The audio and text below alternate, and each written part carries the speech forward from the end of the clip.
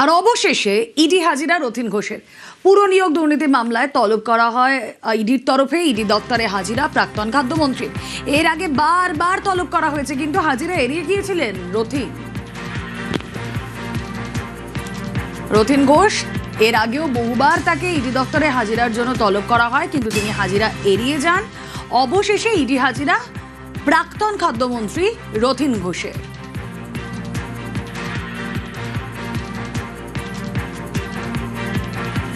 আমায় ডেকেছে কিসের জন্য আমি তো জানি না, জানতে পারবো, ভেতরে গেলে জানতে পারবো। পুরনিয়োগ দুর্নীতি মামলায় যখন তলব করা হয়েছে রথীন ঘোষকে, তখন এই পুরনিয়োগ দুর্নীতি মামলায় গ্রেফতার সুজিত বসু।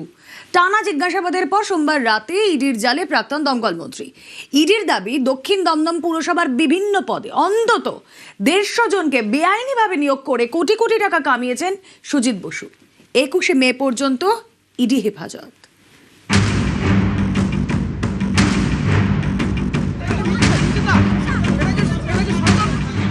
পুরনিয়োগ দুর্নীতি মামলায় ইডির হাতে গ্রেপ্তার তৃণমূল নেতা সুজিত বসু। সোমবার 10.5 ঘন্টা জিজ্ঞাসাবাদের পর প্রাক্তন দমকল মন্ত্রীকে গ্রেপ্তার করে ইডি।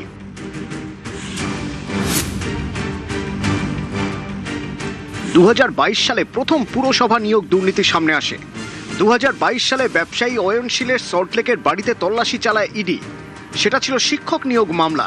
ওই মামলায় তল্লাশি অভিযানের সময় ইডি হাতে পায় পুরনিয়োগ দুর্নীতির নথি। উঠে আসে সুজিত বসুর নাম। দীর্ঘদিন ধরে ইডি স্ক্যানারে ছিলেন সুজিত বসু। দক্ষিণ দমদম পুরসভায় বেআইনি নিয়োগের অভিযোগ, কারো ক্ষেত্রে টাকা, কারো ক্ষেত্রে জমির বিনিময়ে চাকরি দেওয়ার অভিযোগ। ভোটের আগে পুর নিয়োগ দুর্নীতি মামলায় 4 বার নোটিশ পেয়েও হাজিরা দেননি সুজিত বসু। ভোট শেষের পর 1 মে হাইকোর্টের নির্দেশে ইডি দপ্তরে হাজিরা দেন। প্রায় 9 ঘন্টা তাকে জিজ্ঞাসাবাদ করা হয়। এরপর সোমবার 10.5 ঘন্টা জিজ্ঞাসাবাদের পর সুজিত বসুকে গ্রেপ্তার করে ইডি।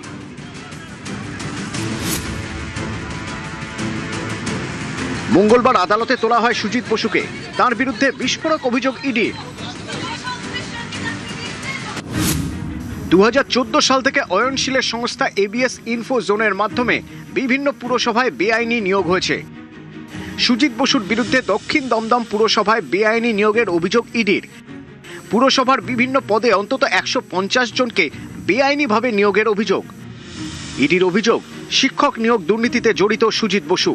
এর ডিজিটাল প্রমাণ মিলেছে। চাকরির বিনিময়ে মোটা টাকা নিয়ে সেই টাকা দিয়ে ফ্ল্যাট কেনা হয়েছে। সুজিত বসুর একাধিক ব্যাংক অ্যাকাউন্টে বিপুল অঙ্কের টাকা মিলেছে। প্রায় 17 কোটি টাকা তিনি তার ছেলে মেয়ের অ্যাকাউন্টে ট্রান্সফার করেছেন। শ্রীভূমিতে একটি প্রজেক্টের জন্য 3টি ফ্লোর নিলেও টাকা না দেওয়ার অভিযোগ। বিধাননগরের প্রাক্তন বিধায়কের ছেলের রেস্তোরাঁয় জমা পড়েছে প্রায় 6 কোটি টাকা। সুজিত বসুর ছেলের আরেকটি রেস্তোরাঁ রয়েছে। লকডাউনের সময় সেই চাইনিজ রেস্তোরাঁয় 1 কোটি 11 লক্ষ টাকার ব্যবসা দেখানো হয়েছে। এখানেই সন্দেহ হয় কেন্দ্রীয় এজেন্সির। লকডাউনের সময় বন্ধ ছিল রেস্তোরাঁ। সে সময় প্রাক্তন মন্ত্রীর ছেলের রেস্তোরাঁয় কিভাবে কোটি কোটির ব্যবসা? এ নিয়ে বৈধ কোনো নথি পাওয়া যায়নি বলেই আদালতে দাবি করেছে ইডি। পলিটিক্যাল অ্যারেস্ট, এটাই পরিবর্তন যেটা চেয়েছিল, সেই পরিবর্তনের জন্য প্রথম শুরু হলো পলিটিক্যাল অ্যারেস্ট। তার বিরুদ্ধে যদি কিছু থাকতো তাহলে সিবিআই নিশ্চয়ই সেটা আগেই বলতো। তাকে সাক্ষী হিসেবে ডাকা হয়েছিল, অ্যারেস্ট করলো। এটা পলিটিক্যাল অ্যারেস্ট। কোর্টের দিকেই ন্যায় বিচারের জন্য আমরা তাকিয়ে আছি। কোনো ব্যক্তি আমাদের কাছে গুরুত্বপূর্ণ নয়। পুরো দুর্নীতি হয়েছে 15 বছর ধরে, সেই ত্রিফলা থেকে আরম্ভ করে। তা তদন্ত হবে। মানুষের এটা অধিকার আছে, তাদের টাকা যারা চুরি করেছে তাদেরকে শাস্তি দেওয়ার অধিকার আছে। সরকার এসছে, সরকারের দায়িত্ব দুর্নীতিবাজদেরকে আইনের সামনে নিয়ে আসা। প্রশাসন সেই কাজটা করবে, আইন তাদেরকে সাজা দেবে। নিউজ 18 বাংলা।